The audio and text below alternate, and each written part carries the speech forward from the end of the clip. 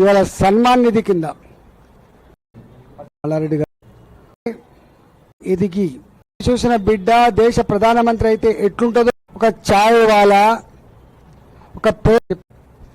వాలా ప్రధానమంత్రి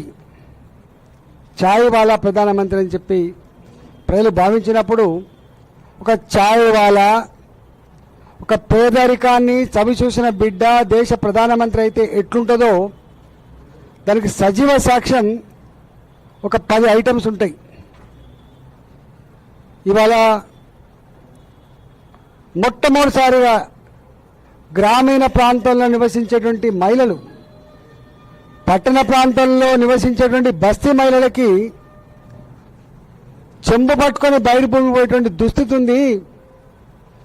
మాట మాట్లాడితే కంప్యూటర్ కమని చెప్తారు, మాట మాట్లాడితే లక్షల కోట్ల రూపాయల జిఎస్టీ గురించి మాట్లాడతారు, ఇవాళ లక్షల కోట్ల రూపాయల బడ్జెట్ గురించి మాట్లాడతారు. ఇవాళ ఏ మహిళనైతే మనం పూజిస్తామో ఈ దేశంలో, ఏ మహిళనైతే గౌరవిస్తామో గా మహిళలకు కనీస టాయిలెట్ సౌకర్యాలు కల్పించిన దుస్థితిలో ఉందని చెప్పి సిగ్గుపడి ఇవాళ ప్రతి ఇంటికి టాయిలెట్ నిర్మాణం చేసి మహిళల ఆత్మగౌరవాన్ని కాపాడి ఇవాళ పేదవాళ్ళని ఆదుకున్నటువంటి నాయకుడు మోడీ గారు. అవునా కాదా ఇవాళ ప్రజలు చర్చించుకుంటారు. ప్రతి వ్యక్తి పేదరికంలో మగ్గే వ్యక్తి కోరుకునేది కూడు గుడ్డ నీడ గురించి మాట్లాడతాడు. ఇవాళ నీడ విషయంలో స్వయంగా మోడీ గారే చిన్నదో పెద్దదో ఒక పేదవాళ్ళు చనిపోతే అనాథ శవంగా శ్మశాన వాడకలు వేస్తూ ఉంటారు. కిరాయిదారుల శవానింటికి రానివ్వరు. అదో సెంటిమెంట్ ఉంటుంది. చిన్న ఇల్లే కావచ్చు, పెద్ద ఇల్లే కావచ్చు, సొంత ఇంటి కళ నెరవేర్చాలని చెప్పి పేదవాళ్ళకి 4 లక్షల పైచిలకు ఇల్లు కట్టించి పేదవాళ్ళకి సొంత ఇంటి కళ నెరవేర్చిన ప్రభుత్వం మోడీ గారి ప్రభుత్వం. 4 కోట్లు. ఇవాళ కరోనా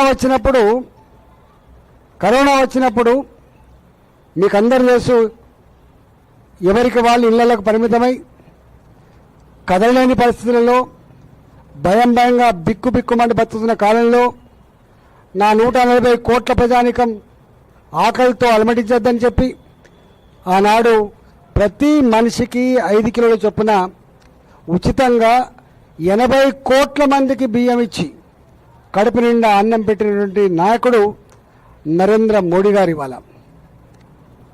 ఇవాళ సాఫ్ట్వేర్ హైటెక్ వైపు ఎంత పరుగులు తీసినా, ఇన్ఫ్రాస్ట్రక్చర్ ఎంత గొప్పగా నిర్మాణం చేసినా, చదువుకున్న పిల్లల సంఖ్య ఎంత పెరిగినా, ఇవాళకి కూడా ఈ దేశ ఆర్థిక వ్యవస్థ వ్యవసాయం మీద ఆధారపడి ఉంటుంది. మన ఆర్థిక వ్యవస్థ అగ్రేరియన్ బేస్డ్ ఎకానమీ అని చెప్పి 60% ప్రజలు గ్రామీణ ప్రాంతాల్లో నివసిస్తారు. ఇర్రెస్పెక్ట్ ఆఫ్ కాస్ట్ అండ్ కమ్యూనల్ వాళ్ళంతా కూడా భూతల్ని నమ్ముకొని జీవిస్తారు. వ్యవసాయమే మూలమని చెప్పి భావించి ఇవాళ సన్మాన్ నిధి కింద, వ్యవసాయానికి సన్మాన్ నిధి కింద, రైతు సన్మాన్ నిధి కింద ప్రతి సంవత్సరం 6,000 రూపాయల చొప్పున 3 ఇన్స్టాల్మెంట్లలో ఇచ్చి వ్యవసాయానికి ఆదుకున్న నాయకుడు నరేంద్ర మోడీ గారు. ఒకనాడు మోడీ గారు రాక మునుపు యూరియా బస్తాల కోసం లైన్లలో నిలబడలేక సోసొచ్చి సొమ్మచెల్లి చనిపోయిన సందర్భాలు అనేకం ఉన్నప్పుడు ఇవాళ చెప్పులు లైన్లో పెట్టేది ఒక 2,000 మంది, 3,000 మంది. విత్తనాల కోసం లైన్ ఉండేటివి, ఎరువుల కోసం లైన్ ఉండేటివి.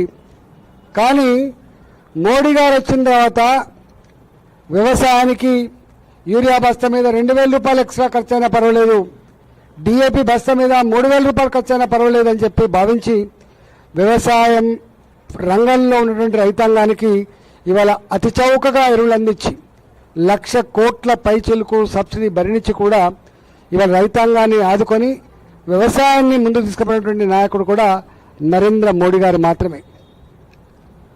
మీరు ఇందులో లెక్కలు ఉంటే అవన్నీ చెప్పాలని టైం పడుతుంది. ప్రధానమంత్రి సడక్ యోజన కింద ఆనాడు గ్రామీణ ప్రాంతాల ప్రజానికానికి కనీసం కంకర్ రోడ్లైనా ఉండాలి, సింగిల్ డాంబర్ రోడ్ అని ఉండాలని చెప్పి మొట్టమొదటిసారిగా గ్రామాలను పట్టించుకున్నటువంటి మహానాయకుడు ఇక విజనరీ వాజ్పేయి గారు.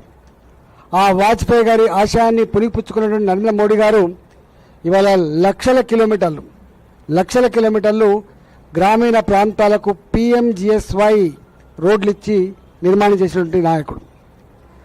సెంట్రల్ రోడ్ ఫండ్ కావచ్చు, నేషనల్ హైవేస్ కావచ్చు, గ్రీన్ ఫీల్డ్ రోడ్స్ కావచ్చు. ఒక్క మాటలో చెప్పాలంటే ఒకనాడు ఒక రోజుకి 11 కిలోమీటర్ల నేషనల్ హైవే కన్స్ట్రక్షన్ అయితే, ఒక రోజుకు 11 కిలోమీటర్ల నేషనల్ హైవే కన్స్ట్రక్షన్ అయితే 34 కిలోమీటర్ల నేషనల్ హైవేస్ ప్రతి నిత్యం నిర్మాణం చేసి ఇవాళ మనం అందరం ఎక్కడికి పోయినా కూడా ఇవాళ 100 కిలోమీటర్లు, 120 కిలోమీటర్లు. ఇవాళ తెలంగాణలో నేను 2019 నాటికే నేను చూసిన అంకెల ప్రకారంగా 2014 వరకు, స్వతంత్రం వచ్చినప్పటి నుంచి 2014 వరకు 2550 కిలోమీటర్ల నేషనల్ హైవేస్ ఉంటే 5 సంవత్సరాల కాలం 2019 వరకే తెలంగాణ రాష్ట్రంలో మరో 2500 కిలోమీటర్లు నిర్మాణం చేసి 5000 కిలోమీటర్ల అంటే డబుల్ నిర్మాణం చేసిన చరిత్ర ఈ రాష్ట్రంలో ఉంది. నేను చెప్పడం కాదు, ఇవాళ ఆనాటి ముఖ్యమంత్రి గారు స్వయంగా అసెంబ్లీ ప్రకటించింది. ఇవాళ ఎయిర్పోర్ట్స్ స్వతంత్రం వచ్చినప్పటి నుంచి 2014 వరకు 74 ఉంటే ఇవాళ ఎయిర్పోర్ట్ల నిర్మాణం 164, ఇవాళ 164. ఈ లెక్కలన్నీ చెప్తే అసలు దిమ్మదిరి పెట్టేట్టు ఉంటాయి. అందుకనే మోడీ గారు చెప్పే మాటకు చేసే పనికి పొంతన ఉంది కాబట్టే, వారు చెప్పినటువంటి మాటల ఆచరణ వాళ్ళ కళ్ళ ముందు కనబడుతుంది కాబట్టే ఇవాళ మోడీ గారు అంటే అంత విశ్వాసం. అన్నిటికంటే ముఖ్యంగా ఇవాళ ప్రతి మనిషి ఎంత డబ్బులున్నా, ఎంత ఆస్తులున్నా గౌరవం కోరుకుంటాడు, సెల్ఫ్ రెస్పెక్ట్ కోరుకుంటాడు. అన్నిటికంటే ముఖ్యంగా నేను భారతీయుని చెప్పి గర్వంగా చెప్పుకునే క్షణాల కోసం చేస్తారు. కొంతమంది చెప్తారు మాది గీ ఖాందాన్, మా గది కా ఖాందాన్ అని చెప్పి మాట్లాడుకుంటారు.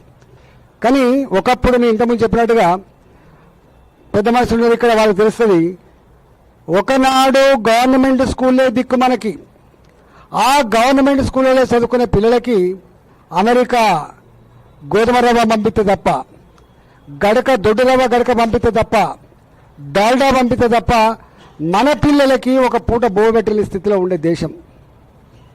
ఇవాళ మీకు తెలుసు, మీరు ఎప్పుడైనా లేవి కొంత పండించిన వడ్లల్లో కొంత లేవి పెట్టాలని చెప్పి ఆంక్షలు కూడా ఉండేవి ఒకప్పుడు.